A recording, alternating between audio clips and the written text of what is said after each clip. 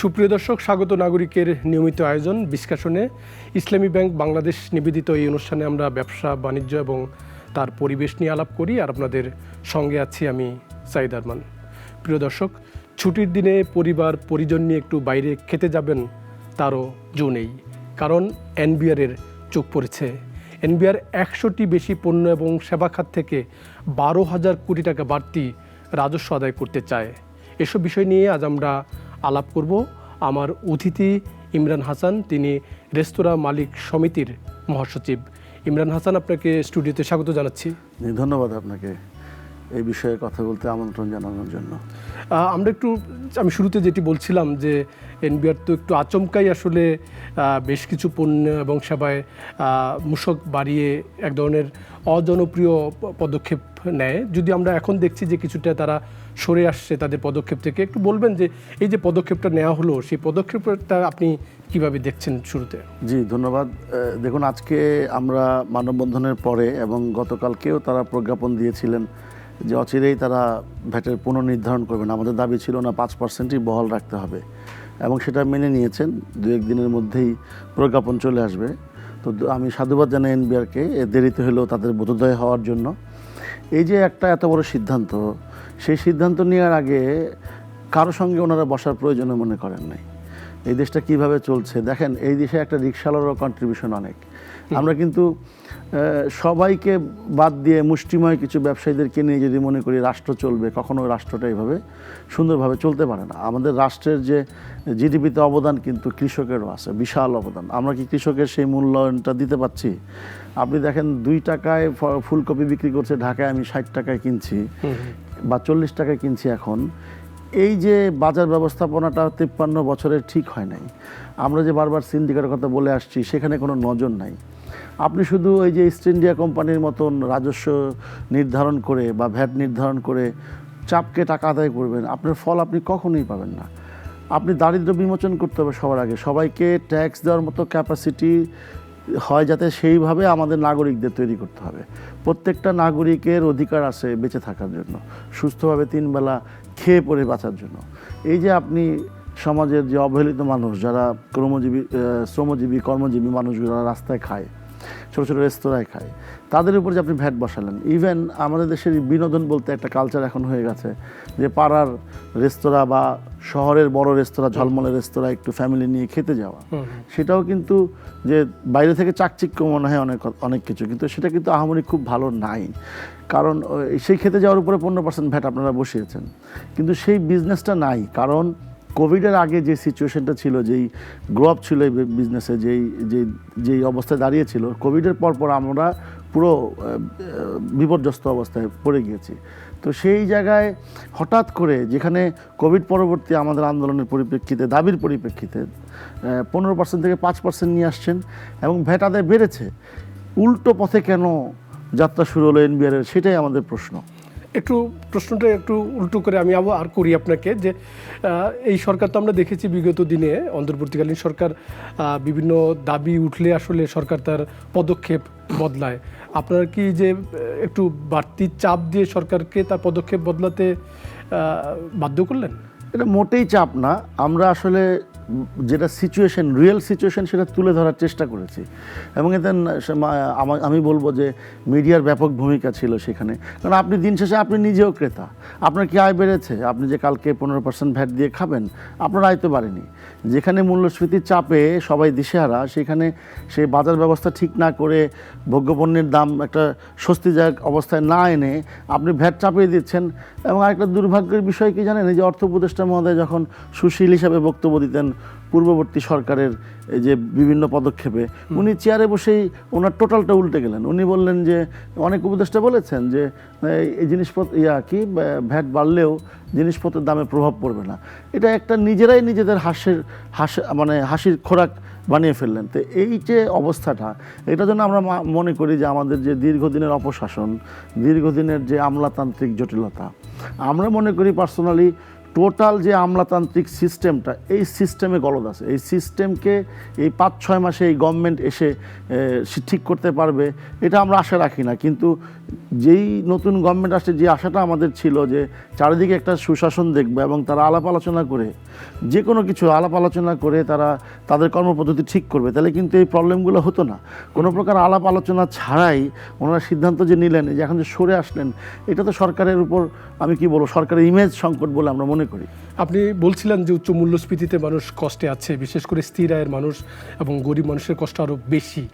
ঠিক সেই সময় তো সরকার তো আবার একটু অন্য পদক্ষেপ কিন্তু নিয়েছে।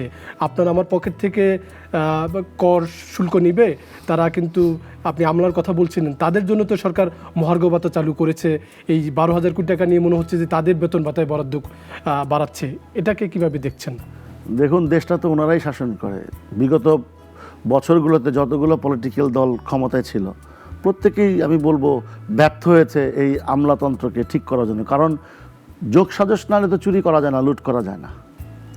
ফুলে ফেপে কিন্তু কিছু লোক বড় হয়েছে, পলিটিক্যাল দলগুলো বিপর্যস্ত হয়েছিল, সাধারণ মানুষের ভাগ্য খোলেনি। কিন্তু আমলাদের বিচার আমরা হতে দেখি নাই কখনো। আমলারা যেই স্বাধীনতার 53-54 বছরে আমলাদের যে বিত্ত বৈভব, এটা বেড়েই চলেছে। এখন পর্যন্ত আপনি দেখতে পাবেন যে এই সরকার আসছে 5-6 মাস, ওনারা হিসাব চেয়েছিল, কোনো সরকারি কর্মকর্তা কর্মচারীর সম্পদের হিসাব কি দিয়েছে? দেয়নি। এই ব্যাপারে আমরা কোনো প্রেশারও দেখতে পাচ্ছি না।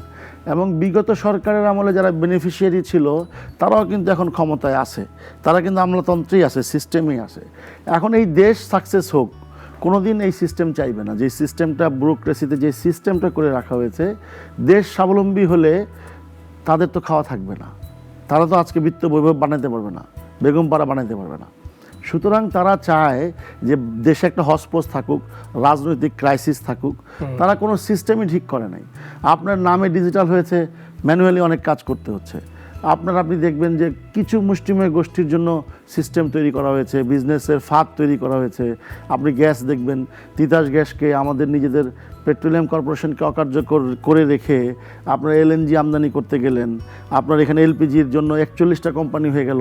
এখানে প্রচার করা হলো, তাদেরই মিডিয়া প্রচার করা হলো যে আমাদের যদি খড়কুটো জ্বালাই আমাদের স্বাস্থ্য ঝুঁকি, এলপিজি জ্বালালে আমাদের কোনো সমস্যা নাই, আমাদের স্বাস্থ্য বেড়ে যাবে। একটা এক্সাম্পল দেই, এখন গ্রামের খেটে খাওয়া মানুষও আর খড়কুটো দিয়ে তার রান্না করে না।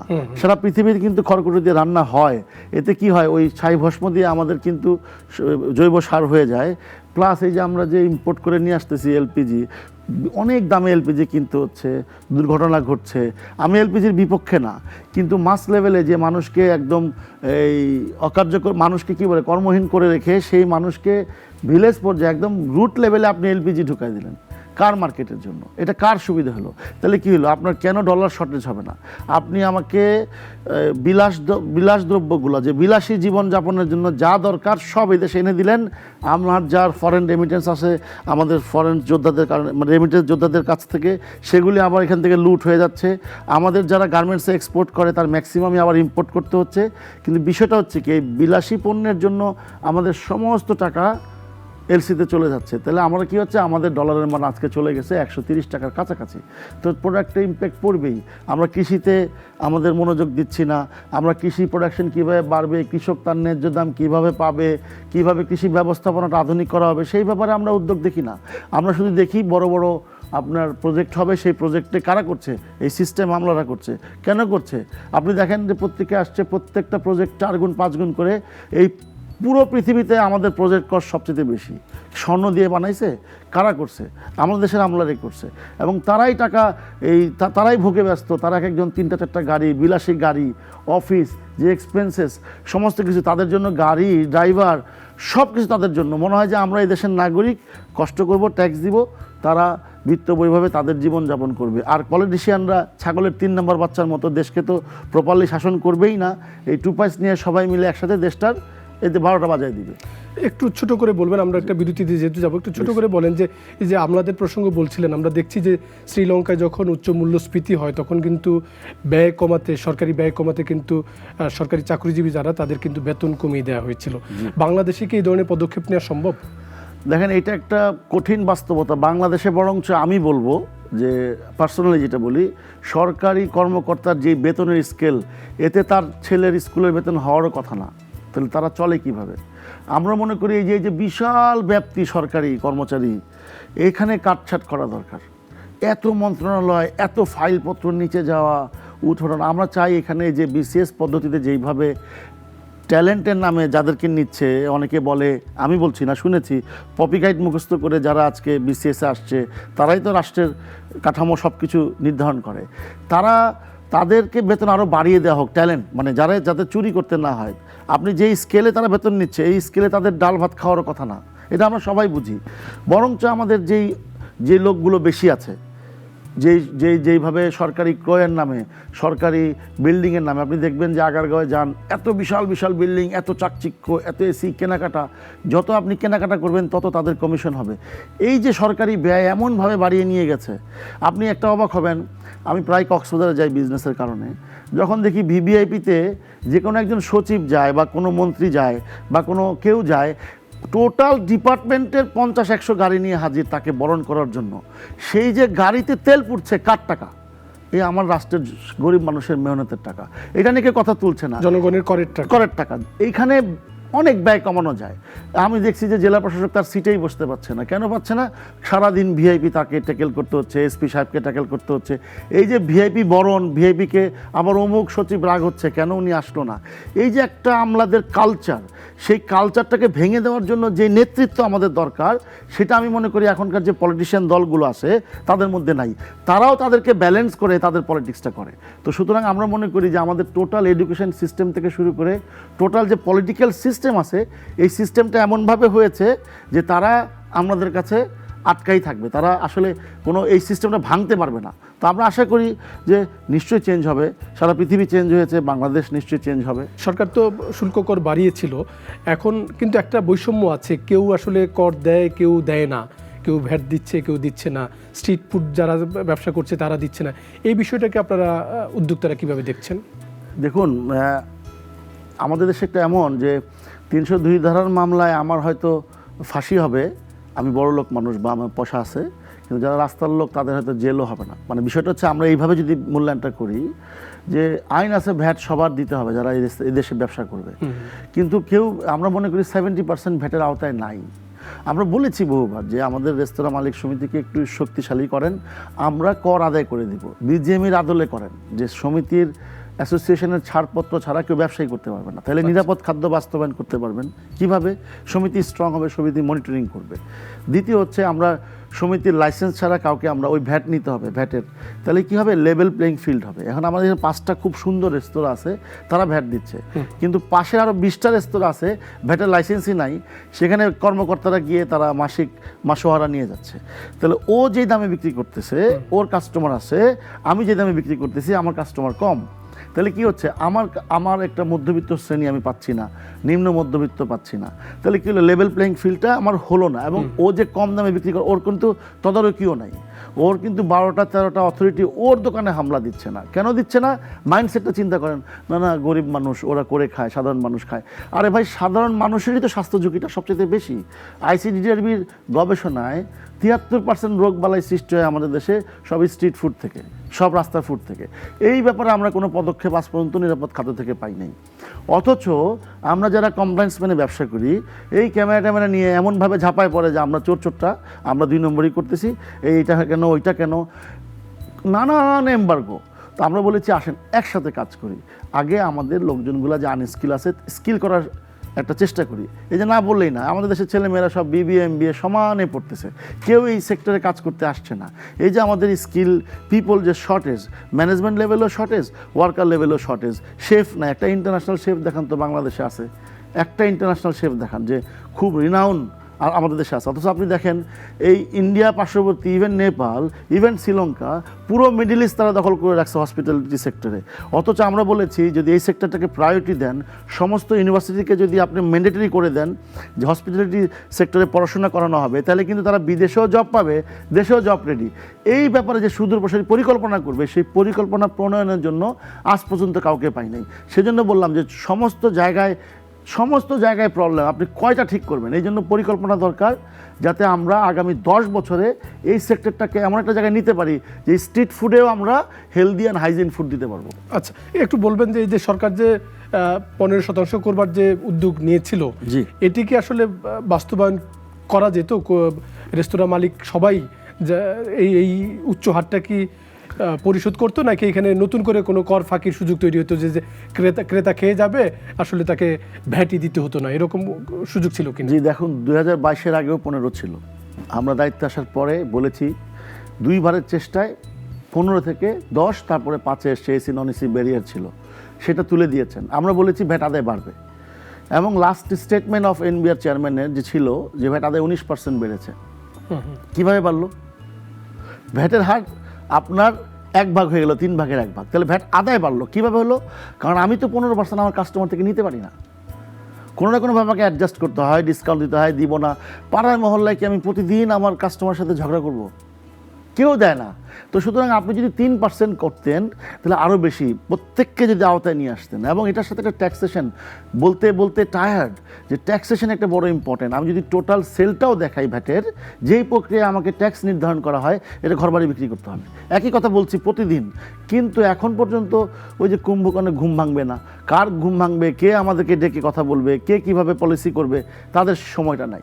তাদের সময় হচ্ছে কিভাবে কেনাকাটা হবে, তাদের পোস্টিংটা কোথায় হবে, তাদের কে কী প্রশংসা করলো, কে কে কোনটা করলো, কে কোন গাড়ি অ্যালটমেন্ট পাইলো, কিভাবে তার অফিসটা আরও সুন্দর হবে, সাধারণ মানুষ নিয়ে তাদের চিন্তা ভাবনা নাই। তো অন্তর্বর্তীকালীন সরকার তো এই ভ্যাট বাড়ালো, আপনি বলছিলেন যে আগের সরকারগুলো 15 থেকে 5% নামিয়ে আনে, মানে এই সরকার কি উল্টো পথে হাঁটলো? মানে আগের সরকারকে আমরা স্বৈর সরকার বলছি, তারা আলাপ আলোচনা কম করতো, কিন্তু এখন তো মনে হচ্ছে এই সরকারও তো আপনাদের সাথে আলাপ আলোচনা করলো না।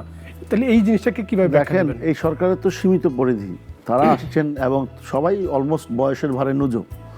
আমি অনেক সময় বলি যে এনজিও গভর্নমেন্ট, এখন এরা চাইলেই কি সবাইকে ডেকে কথা বলতে পারবে? কারণ সিস্টেমটা তো আমলাদের হাতে। এই যে একটা নিয়মটা কারা কথা বলবে, মাঠ পর্যায়ে কারা আছেন? এনবিআর থেকে তো উইংস আছেন, ভ্যাট তো একটা বড় উইংস। 10টা খাতের প্রথম খাত যদি আপনি আসেন, আমাদের খাতটা সবার আগে, কারণ আমরা তো বেসিকের প্রথম কি আসে? অন্ন। আমরা সবার আগে, যারা আমরা মিনিমাম 4-5 কোটি লোকের খাবার সারা বাংলাদেশে, যে রাস্তায় ফুটপাতে পাতিল নিয়ে বসে ভাত খাওয়ায়, সেটাও কিন্তু আমাদের, বলতে গেলে আমাদের সেক্টর। সেই সেক্টরটাকে কথা না বলে আপনি হুট করে 15% করলেন, এটা আমি মনে করি সরকারকে একটা বিপদে ফেলার জন্য অতি উৎসাহী কেউ করেছে। তা না হলে এই হটকারী সিদ্ধান্ত নেওয়ার কোনো মানে হয় না। আইএমএফ তো অবশ্যই আছে। আইএমএফ কি কারো ভালো চায়? আইএমএফ তো কোনোদিন কারো ভালো চাইছে? আইএমএফ চাই আমরা দরিদ্র থাকবো, আরও আমাদের দারিদ্র্যের নিচে রাখবে ঋণ দিয়ে।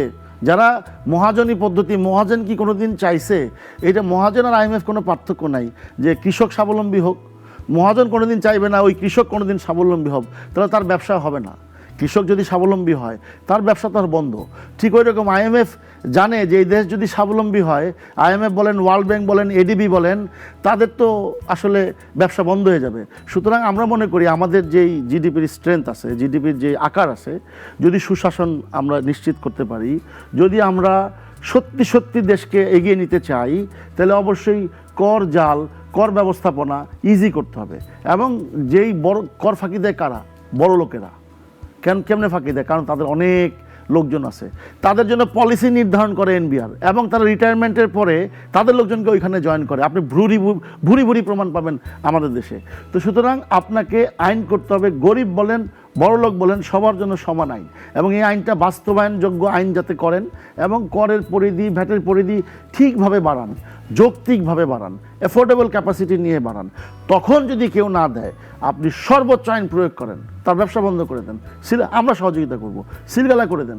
এখন আমার কাস্টমার আমার ভ্যাট দেয় না, আমি জোর করে কাস্টমারটাকে আদায় করে দিব, এত সাহস তো আমার নেই। আর আমার তো ব্যবসা করেই খেতে হবে। আমি একটা ছোটো ব্যবসায়ী, আমার অ্যাকাউন্টেন্ট নাই, আমার প্রকিউরমেন্ট ম্যানেজার নাই, আমার লয়ার নাই, কিচ্ছু নাই। আমি একারা বাজার করি, আমার লোকজন রান্না করে, আমি ক্যাশে বসে বিক্রি করে টাকাটা উঠায়, আমি টাকাটা আদায় করে ভ্যাটটা আমি দিই রাষ্ট্রীয় কোষাগারে। আমরা বলেছি এই ভ্যাটের সাথে ট্যাক্সটাও দিয়ে দিতে চাই, একটা নির্ধারণ করে দেন। এবার আলোচনার প্রয়োজনও মনে করে নাই। তাইলে আপনি কিভাবে ট্যাক্স আদায় করবেন? কারণ আলোচনা করলে তো বিপদ। কারণ এই যে বছর শেষে আমি যখন ট্যাক্স জমা দিতে যাব, তখন আমাকে লয়ারের দ্বারস্থ হতে হবে, আন্ডার টেবিল ম্যানেজ করতে হবে। তো 3 ভাগ হয়ে যাবে, একটা লয়ার নিবে, একটা নিবে এনবিআর এর যে সেটেল করবে সে, হ্যাঁ, আরেকটা সরকার পাবে, আবার মালিকও কিছু বেনিফিটেড হবে। বাবা, আমার তো বেঁচে গেলাম, কর দিতে হলো না। এই যদি কর চায়, সত্যি সত্যি কর যদি চায় সরকার, যদি কর বান্ধব রাষ্ট্র হয়, অবশ্যই কেউ না কেউ কর দেবে। আর আমরা তো প্রত্যক্ষ পরোক্ষভাবে কর দেই। একটু শেষ করে দিই আপনাকে, আমরা ইলেকট্রিসিটিতে ভ্যাট দিই, পানিতে ভ্যাট দিই, গ্যাসে ভ্যাট দিই, আমরা যে প্রোডাক্টগুলো কিনে আনি সেখানেও ভ্যাট দিই। এই যে ভ্যাট, আমরা আরেকটা বিষয়, এই যে বাড়ি ভাড়া নিচ্ছি সেটার উপর একটা ভ্যাট আছে, এবং বাড়ি ভাড়া সবাই জানে ওপেন সিক্রেট, এই যে 15% ভ্যাট কোনো কেউ দিবে না, এবং ল্যান্ডলর্ডও আমাকে ওইটা প্রদর্শনী দিতে দিচ্ছে না, কারণ ল্যান্ডলর্ড যদি এই আয় দেখায় তারও একটা বিরাট কর আছে, এটার সাথে 5% এআইটি আছে। এই যে ইচ্ছা করে এতগুলো কর জাল করে রাখছেন আপনি, সুতরাং আপনি সফল হবে, ফল তো পাবেনই না। আমরা মনে করি এই এতগুলি করার কারণ হচ্ছে আপনাদের বেনিফিটের জন্য। করোনার পর থেকে আপনারা আসলে খুব ভালো নেই, একটু বলবেন। তারপর তো উচ্চ মূল্যস্ফীতি শুরু হয় দেশে, আপনাদের ব্যবসা বাণিজ্য এমনি মোটা দাগে কেমন চলছে? দেখুন, করোনার সময় আমরা সবচেয়ে বেশি ক্ষতিগ্রস্ত হয়েছিলাম। এরপরে আমরা যখন ঘুরে দাঁড়াতে শুরু করলাম, ইউক্রেন যুদ্ধে তো এমন অবস্থা হলো, প্রোডাক্টের দাম আপনি কত বাড়াবেন আপনার প্রোডাক্ট, অ্যাফোর্ড ক্যাপাবিলিটি থাকতে হবে, অ্যাফোর্ডেবল ক্যাপাবিলিটি আমার যে কনজিউমার আছে সেটা তো কনজিউমারের তৈরি হয়নি, আমরা বাড়িয়েছি, আবার কমাতে হয়েছে, কারণ আমাদের সেল হচ্ছে না, কারণ আয় তো মানুষের বাড়ে নাই। তখন কী হলো, আমরা মিনিমাইজ করার চেষ্টা করলাম, দাম বাড়াতে পারছিলাম না, আমরা চেষ্টা করছি বেঁচে থাকা। এর মধ্যে 29শে ফেব্রুয়ারি দুর্ঘটনা আমাদের একটা বড় ক্ষতিগ্রস্ত হয়েছে। এর মধ্যে অথরিটিগুলো আমাদের অনেক প্রেশার শুরু করেছিল। আপনি দেখবেন যখনই কোনো ট্রেন্ড শুরু হয়, এই ট্রেন্ডে সবাই পাগল হয়ে যায়। মাল্টিপারপাস কোঅপারেটিভ কথা মনে আছে আপনার? একটা সময় পাড়ায় মহল্লায় মাল্টিপারপাস কোঅপারেটিভ এমন হলো, সব মানুষের টাকা পয়সা নিয়ে ভেঙে গেল, সব মুখ থুবড়ে পড়লো। ঠিক ওই রকম এখন রেস্তোরাঁ ব্যবসাটা এমন হয়েছে যে সবাই মনে করে রেস্তোরাঁ যেন কি একটা জাদু আসে, সেই সবাই মিলে রেস্তোরাঁ ব্যবসায় ঝাঁপায় পড়লো। আপনি দেখেন সাস্টেন করা ভেরি ডিফিকাল্ট হয়ে যাচ্ছে, বহু রেস্তোরাঁ বন্ধ হয়ে গেছে, এবং আমরা টের পাচ্ছি না। এই কারণে ধরুন আপনি একটা রেস্তোরাঁ খুব কষ্ট করে শুরু করলেন, আপনি 3 মাসও টিকলেন না, 3 মাস পরে মালিকানা বদল হতে শুরু করলো, অথবা আপনি আপনার সহ উদ্যোক্তা নিলেন আপনার সাথে পার্টনারশিপ হিসাবে। এইভাবে প্রতিদিন কোনো না কোনো রেস্টুরেন্টটা বন্ধ হচ্ছে, অন্য কেউ টেক ওভার করছে, কিন্তু আপনাদের দেখা যাচ্ছে রেস্তোরাঁগুলো ওপেন। মুষ্টিময় কিছু রেস্তোরাঁ যারা ভালো করছে ট্রেডিশনালি, তারা তো ভালো করবেই, চ্যানেল আছে অনেকগুলো, সবাই তো আর ভালো করছে না। ঠিক ওই রকম রেস্তোরাঁ অনেক আছে, সবাই ভালো করতে পারছে না। আমাদের ওয়েজেস বেড়ে গেছে, ইউটিলিটি ডাবলের 3 গুণ হয়ে গেছে, ইউটিলিটি প্রোডাক্টের দাম বেড়েছে, সেই তুলনায় আমাদের প্রোডাক্টের দাম আমরা বাড়াতে পারি নাই। এখন টিকে থাকার যুদ্ধে আমরা খুব যুদ্ধ করছি, যে টিকে থাকলে হয়তো ভবিষ্যতে দাম কমে আসলে, অ্যাডজাস্ট হলে, মানুষের আয় বাড়লে আমরা হয়তো ব্যবসা করতে পারবো। আপনি বলছিলেন একটা আলোচনায় যে আপনাদের সমিতিটাকে একটু শক্তিশালী করা, এর মাধ্যমে আসলে পুরো খাতকে যাতে নিয়ন্ত্রণ করা যায়, কিন্তু আমরা নানা সময় দেখেছি এবং শুনেছি যে এই বাণিজ্যিক সংগঠনগুলোকে শক্তিশালী করলে এইগুলো চাঁদাবাজির একটি দোকানে পরিণত হয়। এটি ব্যাংকের ক্ষেত্রেও আমরা দেখেছি, আবার অন্য দু একটা ব্যবসার ক্ষেত্রেও কিন্তু শোনা যায়, বিশেষ করে জুয়েলারি খাতে এটি খুব ব্যাপক শোনা যায় যে সংগঠনগুলো চাঁদাবাজি করে। এই বদনাম নিয়ে এই আপনারা শক্তিশালী হতে যাচ্ছেন, আসলে কি নতুন করে চাঁদাবাজির কোনো দুয়ার খুলতে যাচ্ছেন নাকি, এর কি জবাব? আসলে সুন্দর প্রশ্ন করেছেন আপনি। এই বিজিএমে কি চাঁদাবাজি হয় এরকম কোনো কিছু পেয়েছেন আপনারা? স্বচ্ছতা ডিপেন্ড করবে আমার মাদার সংগঠন কোনটা, এফবিসিসিআই। আপনি দেখবেন এফবিসিসিআইকে স্বাধীনতার পর কারা আসছে, প্রেসিডেন্ট এবং সবাই, কোনো না কোনোভাবে সরকারের আজ্ঞাবহ কেউ। ইলেকশন হয়েছে, সেখানে ফেয়ার ইলেকশন হয় নাই। ফেয়ার ইলেকশন বলতে আমি বলেছি প্রার্থীটাই ফেয়ার হয় নাই, কারণ কে সরকারের ভয়ে দাঁড়াবে ওইখানেও আপনি দেখবেন যে নিজেদের ভোট ব্যাংকের জন্য এত অ্যাসোসিয়েশন আছে, একটা সেক্টরে 20টা অ্যাসোসিয়েশন আছে। আপনারা নিশ্চয়ই একটু কয়েকদিন আগে দেখেছেন জুতার নিয়ে অনেক কথা কাদা ছড়াছড়ি হয়েছে, জুতার নিয়ে কতগুলো অ্যাসোসিয়েশন আছে। সেই অ্যাসোসিয়েশনগুলো কারা দিয়েছে? যখন যারা ক্ষমতায় ছিল এফবিসিসিতে, তাদের ভোট ব্যাংক বাড়ানোর জন্য আমার মনে হয় 30 থেকে 40% অ্যাসোসিয়েশন আমাদের দরকার নেই। খাত ওয়াইজ যদি অ্যাসোসিয়েশন থাকে, ফুডে একটা অ্যাসোসিয়েশন থাকবে, প্রতিনিধিত্ব করবে। যখনই অ্যাসোসিয়েশনগুলো হয়ে যাবে, তখনই নিজেদের ক্ষমতা, নিজেদের এই ভোট ব্যাংক বাড়ানোর জন্য তারা ওইভাবে অ্যাসোসিয়েশনগুলো অকার্যকর করে রাখে। আরেকটা বিষয় হচ্ছে, আমরা দায়িত্ব নেওয়ার পর বলতে পারি যে আমাদের অ্যাসোসিয়েশনে কোনো ভাউচার হয় না। এন্টারটেনমেন্ট বলেন, কনভেন্স বলেন, চায়ের একটা ভাউচার নাই। আমরা এইভাবে স্বচ্ছতার সাথে আমরা আমাদের সংগঠনটা অপারেট করতেছি। আর চাঁদাবাজি থাকবেই, এটা অনেক যার যেখানে সুবিধা হবে সে সেখানে বলবে। অ্যাসোসিয়েশনে সরকার নির্ধারিত একটা চাঁদা আছে, এবং সরকার একটা নির্দিষ্ট আইন আছে, 1994 সালে একটা অ্যাক্ট হয়েছিল, অ্যাসোসিয়েশনের ছাড়পত্র ছাড়া কেউ ব্যবসা করতে পারবে না, ট্রেড লাইসেন্সই পাবে না। কিন্তু সরকার অ্যাসোসিয়েশনকে পাশ কাটিয়ে ট্রেড লাইসেন্সটা দেয়। আজকে যে আমরা মানববন্ধন করলাম, এই যে আমাদের যে 15% থেকে 5-এ নিয়ে আসলাম, কে সরকারের সাথে দান দরবার করবে, কে ইউনাইটেড করবে, সরকার কার সঙ্গে ডায়ালগ করবে। আজকে যদি আল্লাহ না করুক বাংলাদেশ একটা ডিজাস্টার হয়, আমাদেরকে তো সবার আগে লাগবে ফুডগুলো ডিস্ট্রিবিউট করতে, কার সঙ্গে সরকার কথা বলবে, অ্যাসোসিয়েশনের সাথে কথা বলবে। অ্যাসোসিয়েশন ছিল বলে আজকে 15 থেকে 5-এর জন্য সরকার ডিক্লেয়ার করেছে যে আমরা 1-2 দিনের মধ্যে ডিক্লেয়ার করব। যাই হোক, এখন আমার কথা হচ্ছে যে ভালো মন্দ সব জায়গায় আছে, ডিপেন্ড করে ডেমোক্রেসি আছে কিনা। আমরা চাই সরকারের বাণিজ্য মন্ত্রণালয় এমনভাবে তাদের কর্মপরিকল্পনা চালাক যাতে 2বারের বেশি সংস্কার তো এখানে হচ্ছে। এই সংস্কারটা বেসিক্যালি পূর্ববর্তী প্রেসিডেন্টও দিয়ে গিয়েছিলেন, সেটা এখনো পাস হয় নাই, যে 2বারের বেশি কেউ আপনার অ্যাসোসিয়েশনের নেতা একই পদে থাকতে পারবে না, 2বারের বেশি থাকতে পারবে না। সেটাও দরকার। অডিট রিপোর্ট প্রকাশ করতে হবে। এই যে সিস্টেমটা, এই সিস্টেমটাকে ইমপ্লিমেন্ট করতে হবে, তাইলেই দেখবেন যে কেউ দীর্ঘদিন আর ওই ক্ষমতা থাকার জন্য ম্যানিপুলেট করবে না, চাঁদাবাজি করবে না, এবং অ্যাসোসিয়েশন নিয়ে কাজ এগিয়ে নিয়ে যাবে আর কি। আমি একটু শেষ দিকে আলোচনা একটা প্রশ্ন করি একটু মোটা দাগে, যে এই যে অন্তর্বর্তী সরকার 5 মাসের বেশি দায়িত্ব পালন করছে, আপনার তো রেস্তোরাঁর বাইরেও আরও বেশ কয়েকটা খাতে বিনিয়োগ রয়েছে, দেশের ব্যবসা বাণিজ্যের পরিবেশ এই সরকারের সময়টায় কেমন দেখছেন? দেখুন, ট্রানজ্যাকশন পিরিয়ডে একটু খারাপ হবে, কিন্তু এতটা খারাপ হবে আমরা আশা করি নাই। এখানে দক্ষতার অভাব আছে আমরা মনে করি, দক্ষতার অনেক অভাব। কারণ তথ্য দিয়ে তো আর দেশ চলে না। আন্দোলন করেছেন ঠিক আছে, দেশ এখানে আরও যোগ্য লোক দরকার ছিল, আরও অনেক যোগ্য উপদেষ্টা দরকার ছিল। কারণ আপনি দেখেন ল অ্যান্ড অর্ডার এখন পর্যন্ত ঠিক হয় নাই, এটা সত্যি। কাজ করছে ধীরে, এখনও পুলিশের মনোবল ফিরে পায় নাই। আমরা বলেছিলাম বহুদিন যে আর্মি আছে মাঠে, কিন্তু একসাথে যদি যুগপথভাবে কাজ করে, এবং যারা রিটায়ারমেন্টে চলে গেছে, যাদের ক্যারিয়ারের গ্রাফটা ভালো, তাদেরকে একটু কিছুদিনের জন্য 2 বছর 1 বছরের জন্য অ্যাপয়েন্টমেন্ট দিয়ে তাদেরকে কাজে লাগালে একটা আইন শৃঙ্খলা পরিস্থিতি ভালো হতো। কারণ আইন শৃঙ্খলার সাথে কিন্তু টোটাল ব্যবসাটা ডিপেন্ড করে। আপনি দেখবেন যে চাঁদাবাজি সমানে চলছে, আপনি জাস্ট হাত বদল হচ্ছে। এইটা আসলে রাজনৈতিক দলের কন্ট্রোল করাও ভেরি ডিফিকাল্ট হঠাৎ করে। কিন্তু আইন শৃঙ্খলা যদি স্ট্রং থাকতো তাহলে এটা এতটা বাড়তে পারতো না। আরেকটা বিষয় আপনার সামনে বলি, যে ট্রাফিকটা, বিশেষ করে সারা বাংলাদেশে ট্রাফিক ব্যবস্থাপনা টোটালি ভেঙে পড়ছে। সেটাকে যদি স্ট্রংলি হ্যান্ডেল করতে না পারে, আমরা জানি যে গরিব মানুষ রিক্সা চালাবে, কোনো সমস্যা নাই, কিন্তু নির্দিষ্ট জায়গায়, এবং সবাই যদি রিক্সা নিয়ে বেরিয়ে যায়, আয়ের অন্য জায়গায় যদি আমরা না যাই, আমরা যদি কৃষিতে ইনভলভ না হই। আমার ধরেন নিজের কিছু জমি জমা আছে, ভেবেছিলাম যে কৃষিকাজ আমি কোনো কৃষক পাচ্ছি না, যে এক্সপেন্সিভ কৃষকের টাকা পয়সা যা কাজই করতে চাচ্ছে না। সুতরাং সবাই ঢাকামুখী, শহরমুখী চলে আসছে। আজকে যদি আমরা এই বিষয়গুলো না দেখি, এই যে বন্ধ করতে হবে ফাঁকফোকরগুলো, তাইলে কিন্তু আমাদের কিন্তু একটা স্টেবল একটা দেশ পাবো আমরা। একটু বলবেন যে আপনার যেহেতু সারা দেশে যেহেতু আপনার সংগঠনের কার্যক্রম সম্পর্কে আপনি অবগত, প্রায় 5 লাখ রেস্তোরাঁ মালিকের সাথে আপনার যোগাযোগ আছে, একটু বলবেন যে এখন বলা হচ্ছে যে এই সরকারের নতুন সরকারের শাসনামলে আসলে চাঁদাবাজির মুখ বদল হয়েছে। আপনারা যেহেতু ব্যবসা করছেন মাঠ পর্যায়ে, আপনার যারা সহকর্মী যারা দেশের নানা প্রান্তে ব্যবসা করছে, তারা এই চাঁদাবাজি নিয়ে কি তথ্য দিচ্ছে আপনাদেরকে?